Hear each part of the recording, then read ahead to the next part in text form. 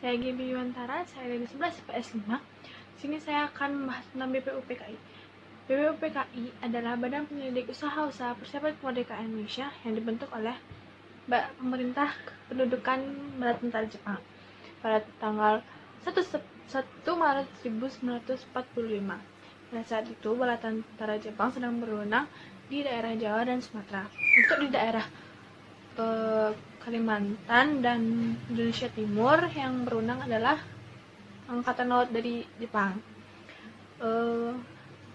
Baru diumumkan pada tanggal 1 Maret 1945 oleh Kumakichi Harada, dan tapi baru benar-benar diresmikan pada tanggal 29 April 1945 yang juga bertepatan dengan hari ulang tahun Kaisar Hirohito. BPUPKI dibentuk sebagai upaya mendapatkan dukungan dari bangsa Indonesia dengan menjanjikan bahwa Jepang akan membantu Indonesia merdeka.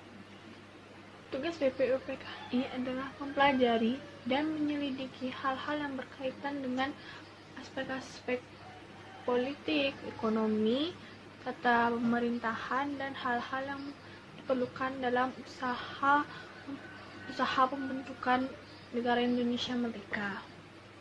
BPUPKI beranggotakan 67 orang, yang 60 orangnya adalah anggota aktif, yaitu tokoh-tokoh pergerakan nasional Indonesia yang berasal dari semua daerah dan aliran. Sedangkan 7 anggota sisanya itu adalah orang Jepang yang tidak memiliki suara dan hanya sebagai pengamat. BPUPKI diketuai oleh Dr. Regiman Widyodiningrat dan kedua wakilnya yaitu Ichibase Yoshio orang Jepang dan Raden Panji Suroso. Raden Panji Suroso merupakan kepala kantor tata usaha BPUPKI atau semacam sekretariat yang dibantu oleh Masuda Toyohiko dan Mr. Abdul Ghaffar Pringgodikdo.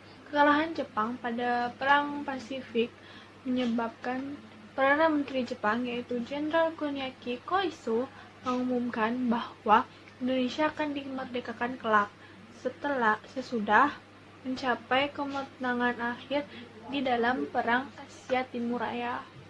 BPUPKI telah mengadakan sidang resmi sebanyak 2 kali. Yang pertama pada tanggal 28 Mei 1945 sampai 1 Juni 1945 yang diadakan di Gedung Choesang-in atau dikenal sebagai Gedung Pancasila yang terletak di Jalan Penjambun 6 di Jakarta. Sidang ini dilaksanakan selama 4 hari dan baru dimulai itu pada tanggal 29 Mei 1945. Mereka membahas tentang bentuk negara Indonesia, filsafat negara yaitu Indonesia merdeka, serta merumuskan dasar negara.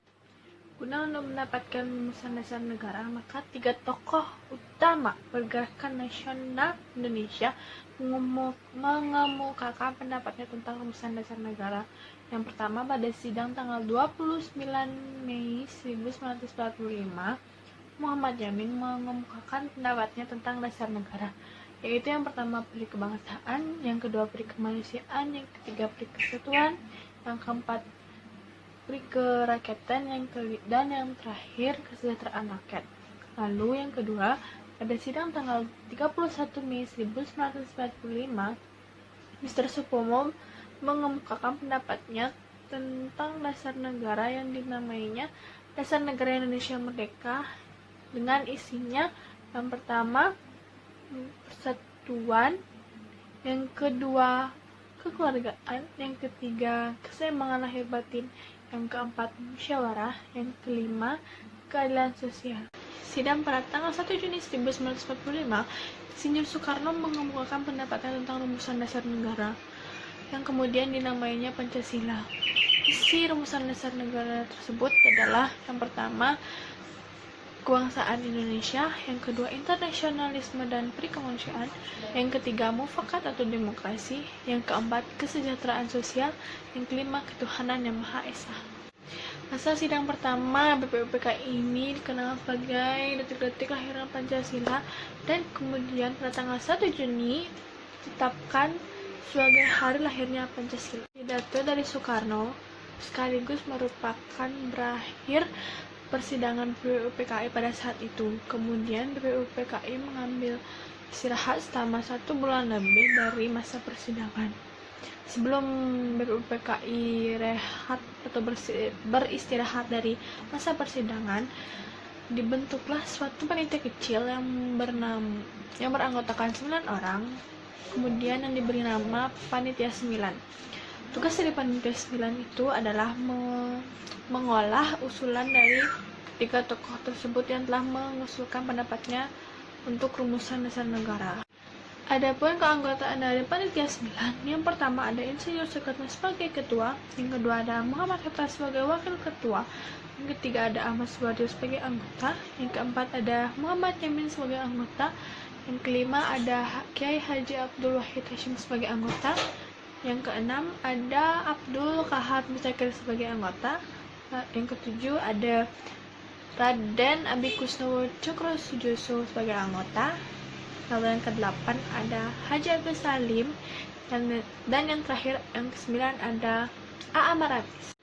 Setelah melakukan perundingan yang cukup sulit, maka pada tanggal 22 Juni 1945 Panitia 9 bertemu dan menghasilkan rumusan dasar negara yang kemudian diberi nama Piagam Jakarta atau Jakarta Charter. Si Piagam Jakarta tersebut adalah yang pertama, ketuhanan dengan kewajiban menjalankan syariat-syariat Islam bagi pemeluk-pemeluknya, yang kedua, kemanusiaan yang adil dan beradab, yang ketiga, persatuan Indonesia, yang keempat, kerakyatan yang dipimpin oleh hikmat kebijaksanaan dalam permusyawaratan perwakilan, dan yang kelima, keadilan sosial bagi seluruh rakyat Indonesia.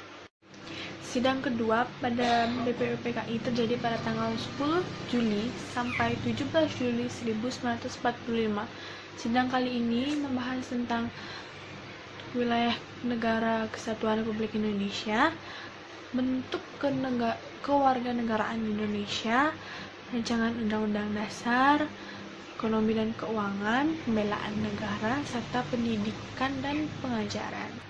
Kemudian BPUPKI dibagi menjadi panitia-panitia kecil, antara lain panitia perancang undang-undang yang diketuai oleh Insinyur Soekarno, lalu ada panitia pembelaan tanah air yang diketuai oleh Raden Abi Kusno Cokro Sujoso, lalu panitia yang terakhir itu adalah panitia ekonomi dan keuangan yang diketuai oleh Muhammad Hatta. Pada tanggal 11 Juli 1945, sidang panitia perancang undang-undang dasar yang diketuai oleh Insinyur Soekarno membahas pembentukan panitia lagi di bawahnya yang tugasnya adalah khusus merancang isi dari Undang-Undang Dasar. Pada tanggal 14 Juli 1945, sidang pleno BPUPKI menerima laporan dari panitia perancang Undang-Undang Dasar. Laporan tersebut berisi tentang rancangan Undang-Undang Dasar yang di dalamnya terdapat 3 masalah pokok, yaitu yang pertama ada pernyataan Indonesia Merdeka, yang kedua ada pembukaan Undang-Undang Dasar, dan yang ketiga batang tubuh Undang-Undang Dasar yang kemudian diberi nama Undang-Undang Dasar 1945. Undang-Undang Dasar 1945 yang isinya meliputi wilayah negara Indonesia sama dengan bekas wilayah Hindia Belanda dahulu, ditambah dengan Malaya, Borneo Utara, Papua, Timor Portugis, dan pulau-pulau di sekitarnya. Lalu bentuk negara Indonesia adalah negara kesatuan, bentuk pemerintahan Indonesia adalah republik, bendera nasional Indonesia adalah sangsaka merah putih, dan bahasa nasional Indonesia adalah bahasa Indonesia. Pada tanggal 7 Agustus 1945, BPUPKI dibubarkan karena telah berhasil menjalankan tugasnya dengan baik, yaitu merancang Undang-Undang Dasar bagi negara Indonesia dan digantikan dengan Panitia Persiapan Kemerdekaan Indonesia atau PPKI, atau dalam bahasa Jepangnya Dokuritsu Jundi Inkai, yang diketuai oleh Soekarno. Sekian video saya hari ini, terima kasih.